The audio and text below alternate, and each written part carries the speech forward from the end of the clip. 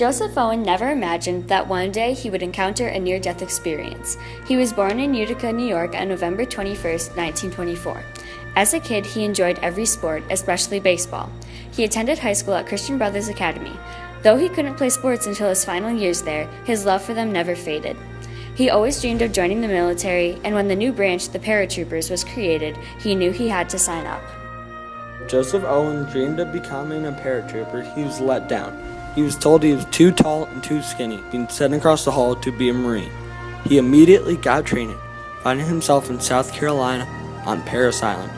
Joe recalled his drill sergeant screaming only inches from his face. His memorable time at Parris Island set the tone for the rest of his service. Parris Island, a place that sounds like a resort, was actually one that created heroes, which was much needed at the end of World War II. At the end of World War II, Korea was divided in two sides, Communist North Korea and Democratic South Korea. The war began on June 25, 1950, when North Korea invaded South Korea. North Korea and their local allies China were well-trained mountain fighters. They were trained to survive in extremely cold conditions, with no exception to the negative 30-degree weather Joe experienced. These conditions were well known by Joe while fighting in the Battle of the Chosin Reservoir. The Chosin Reservoir was a 6-week-long battle between the Koreans and Americans. In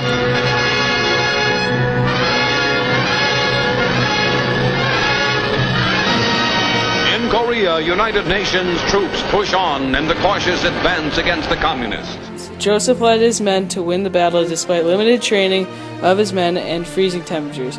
Joseph went up against the fierce mountain fighters of Korea.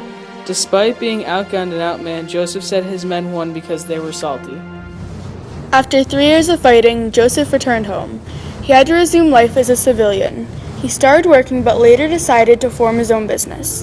He married and eventually had 6 children. After traveling around for a little while, the Owen family settled in the Alps where the 4 youngest kids were homeschooled. Joe's wife learned to cook from a gourmet chef who lived in the small town. The family returned to the U.S. where Joe then wrote his book, Colder Than Hell. The medal. As it is defined as a metal disc with a design, it means much more to Joseph Owen. Joe sees the medal as a token for his success. More specifically, the Purple Heart and Silver Star, both exceptional rewards, are proudly displayed on his jacket. His 6 kids are very lucky to have such a father. As his stories will always be remembered by his family, all will remember his time in Korea, where Owens knew in his heart.